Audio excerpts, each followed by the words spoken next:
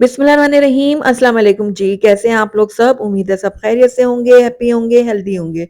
तो आज मेरे किचन में बन रही है बिल्कुल ढाबा स्टाइल माश की दाल।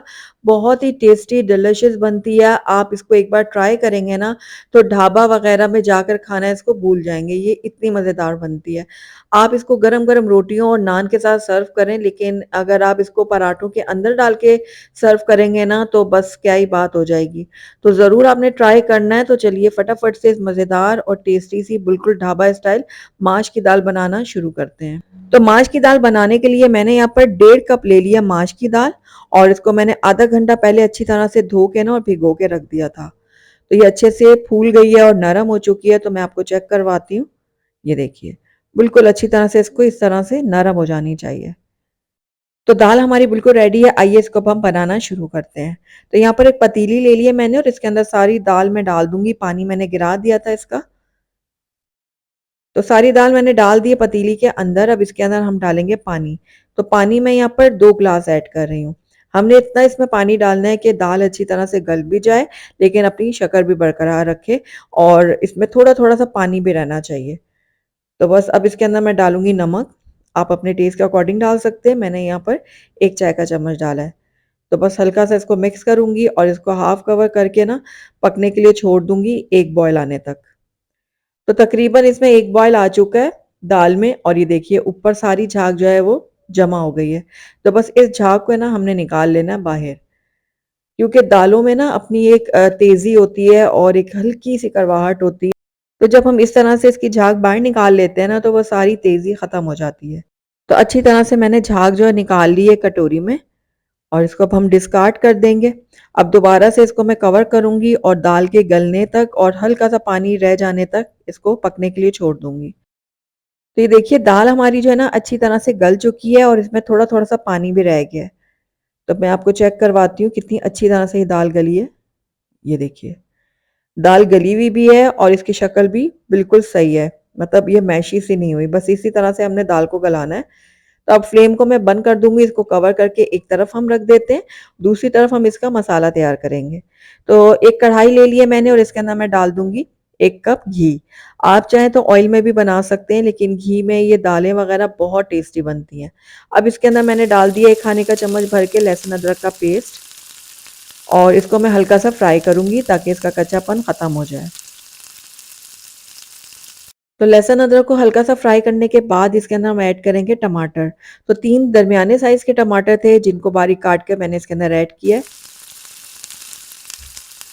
तो अब टमाटर को भी मैं थोड़ी देर के लिए भूनूंगी ताकि ये थोड़े सॉफ्ट हो जाएं, लेकिन साथ ही इसके अंदर मैं थोड़ा सा नमक भी ऐड करूंगी ताकि टमाटर हमारे जल्दी से सॉफ्ट हों। तो हमने पहले भी नमक ऐड किया था दाल को बॉईल करते वक्त, तो इसलिए इस वक्त हम कम ही ऐड करेंगे। बाद में चख के और डालना हो तो डाल लेंगे। तो बस अब इसको मैं थोड़ा सा मिक्स कर लेती हूँ। मिक्स करने के बाद इसको कवर करूंगी और लो फ्लेम में इसको तब तक पकाऊंगी जब तक हमारे जो टमाटर है ना वो सॉफ्ट नहीं हो जाते।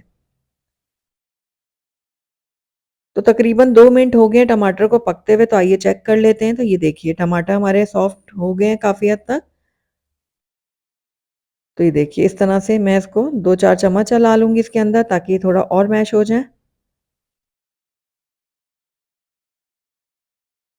तो टमाटर को कुछ देर भूनने के बाद इसके अंदर मैं ऐड करूंगी अदरक बारीक कटी हुई, लंबाई में काट के मैंने इसके अंदर ऐड किया। 1 इंच का टुकड़ा था ये। और साथ ही हरी मिर्चें मैंने यहाँ पर ली हैं 3-4, इनको भी दरमियान से काट के मैंने डाल दिए। अब इन दोनों चीज़ों को भी मैं थोड़ा सा मिक्स कर लेती हूँ। कुछ सेकंड के लिए मैंने अदरक और हरी मिर्च को भी भून लिया। अब इसके अंदर कुछ ड्राई स्पाइसेस ऐड करते हैं। तो उसमें मैंने यहाँ पर 1 चाय का चम्मच लिया है जीरा पाउडर। ये भुना हुआ कुटा हुआ जीरा पाउडर है।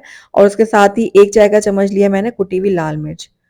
यहाँ पर जाएगा लाल मिर्चों का पाउडर ½ टी स्पून, और हल्दी पाउडर भी मैंने ½ टी स्पून लिया है। अच्छा, लाल मिर्चों को और काली मिर्चों को अपने टेस्ट के अकॉर्डिंग कम ज़्यादा कर लीजिएगा आप। और 1 खाने का चम्मच भर के इसके अंदर मैंने कढ़ाई मसाला ऐड किया है। कुछ देर के लिए हम मसालों को भून लेंगे, लेकिन साथ ही इसके अंदर मैं थोड़ा सा पानी भी ऐड करूंगी ताकि मसाले हमारे जले ना। तो पानी ऐड करने के बाद थोड़ा सा मैंने इसको मिक्स कर लिया है। اچھا جس وقت ہم نے لہسن کو فرائی کیا تھا نا، لہسن ادرک کو، اس وقت ہم نے یہ لال مرچیں بھی ڈالنی تھی سوکھی والی، لیکن میں اس وقت ڈالنا بھول گئی تھی، تو کوئی بات نہیں، میں ابھی ڈال دیتی ہوں، آپ پہلے ہی ڈالیے گا جب آپ لہسن ادرک کو فرائی کر رہے ہوں۔ تو یہ دیکھیے مسالے کو میں نے کچھ دیر کے لیے بھون لیا، تقریباً 2 سے 3 منٹ تک۔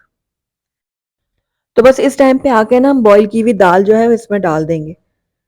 تھوڑا تھوڑا پانی بھی اس میں ہونا چاہیے کیونکہ دال کو ہم نے کچھ دیر کے لیے اس میں پکانا بھی ہے دم پر، تو اس لیے ہم اس میں تھوڑا سا پانی رہنے دیں گے۔ تو اچھی طرح سے مسالے کے ساتھ میں نے مکس کر لیا دال کو۔ اس کے بعد اس کے اندر ہم ایڈ کریں گے کالی مرچوں کا پاؤڈر ½ ٹی اسپون، اور ساتھ ہی گرم مسالے کا پاؤڈر بھی میں نے ½ ٹی اسپون اس میں ڈالا ہے۔ مکس کر لیتے ہیں۔ تو دونوں چیزوں کو میں نے اچھی طرح سے مکس کر لی ہے۔ تو دال ماش ہماری بالکل ریڈی ہے، آخری کا ٹچ دے لیتے ہیں اس کو۔ تو ہری مرچیں میں نے درمیان سے کاٹ کے اس کے اندر ایڈ کی ہیں، باریک والی میں یوز کر رہی ہوں، آپ چاہیں تو موٹی والی بھی یوز کر سکتے ہیں، اس سے بہت زیادہ اچھا ٹیسٹ آئے گا۔ اور ادرک کو بھی میں نے لمبائی میں کاٹ کے اس کے اندر ڈالا ہے، اور اس کے بعد ہرا دھنیا جائے گا اس کے اندر۔ اور یہ لیجئے بہت ہی زبردستی بالکل ڈھابا اسٹائل ہماری دال ریڈی ہے۔ آئیے اب اس کو ہم پلیٹ آؤٹ کر لیتے ہیں۔ الحمدللہ ہماری بہت ہی ڈیلیشیس، بہت ہی مزیدار سی ماش کی دال بن کے تیار ہے، اور آپ یقین جانیے یہ اتنی ٹیسٹی بنی ہے جس طرح ہم ڈھابا میں جا کے کھاتے ہیں نا، اور اس کے علاوہ ہائی وے وغیرہ میں جا کے کھاتے ہیں دالیں، یہ بالکل ویسے بنتی ہیں۔ تو آپ نے ضرور اس کو ٹرائی کرنا ہے گرم گرم روٹیوں اور نان کے ساتھ یا پراٹھوں کے ساتھ۔ مجھے پوری امید ہے آپ کو، آپ کے گھر والوں کو یہ دال ضرور پسند آئے گی۔